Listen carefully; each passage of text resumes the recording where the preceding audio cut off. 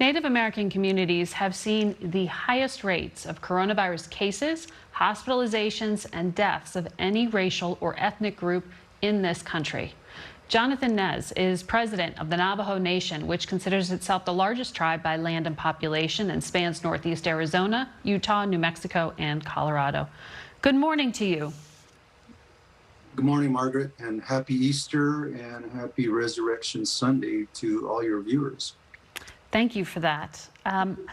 Why have Indigenous people been hit so hard by COVID?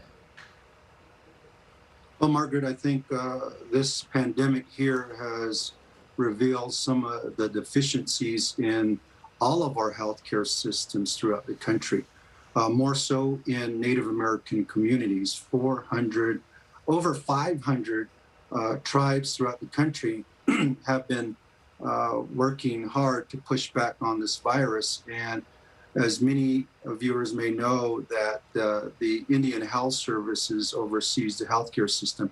And the Indian Health Service has been underfunded since its inception. And so we are, the healthcare professionals are utilizing the limited resources that they have, but then have been doing an outstanding job. And I want to say thank you to our healthcare workers here on the Navajo Nation, our frontline warriors, Indian Health Services, and the Navajo Nation employees for doing an outstanding work, pushing back on the virus, and as well as bringing confidence to the vaccine. At the middle of last year, the Navajo Nation had a higher infection rate than any single state in the U.S.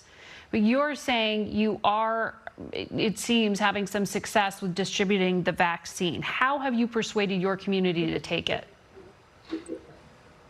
Well, right now, the Indian Health Service, the Navajo area here, has received 246,000 plus doses. And of those, 219,661 have gone into the arms of our Navajo people. That's 89.3%. What was given to the nation are given to the Navajo people. 88,889 of our Navajo people are fully vaccinated.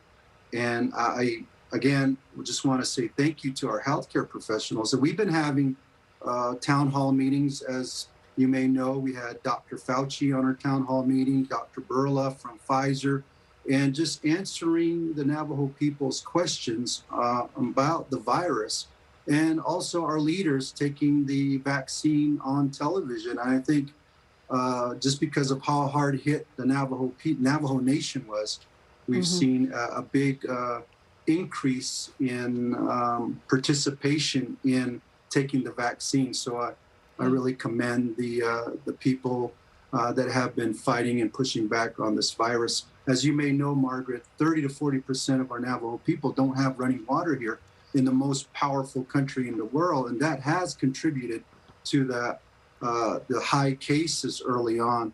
But you know, with the help of everyone, including our congressional delegation, our leaders, you know, educating them, you know, they have been forthcoming with resources, and we see that in the American Rescue Plan Act that has been recently approved.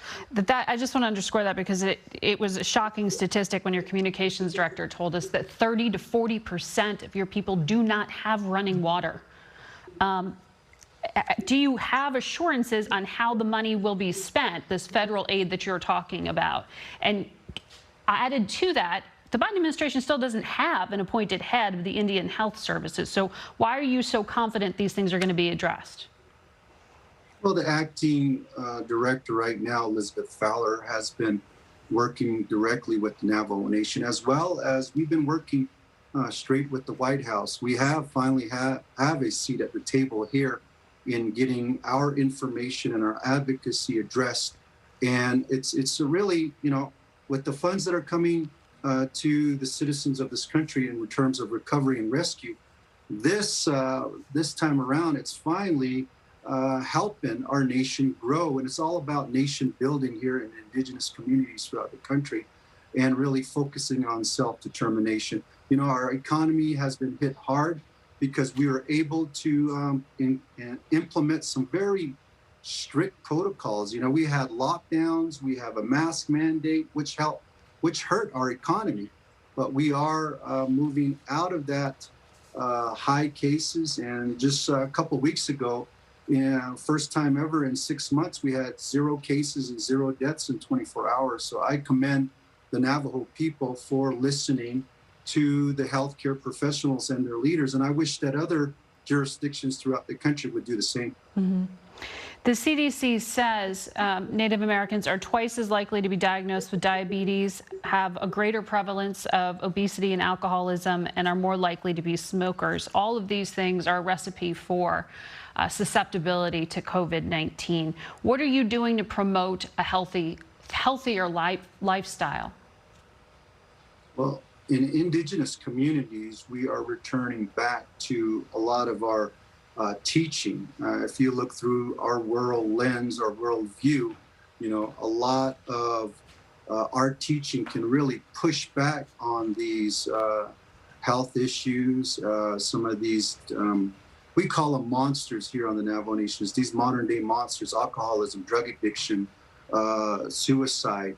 And we are really encouraging our Navajo citizens to return to some of our teachings, our way of life teachings, so that we could be able to push back. And I think that is one of the big reasons on the Navajo Nation we were able to push back on this virus. It wasn't about restricting people's freedoms when we told people to wear a mask or to stay home. It was looking at the greater good. And the greater good here was to protect your family, protect your community. And I think because of that, we were able to let our people know that we will get through this pandemic, just as we have gone through some very tough times in our history. And all indigenous peoples, I guess all 5 finger beings, have some difficult times in their history, and more so in Native American communities. But I just want to highlight, Margaret, that indigenous peoples throughout the country are very resilient, even though sometimes the federal government is slow to react in Indian country.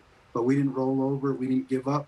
We fought hard, and I commend Navajo citizens for doing their best to push back this virus. All right, President Nez, good luck. Thank you for your time this morning.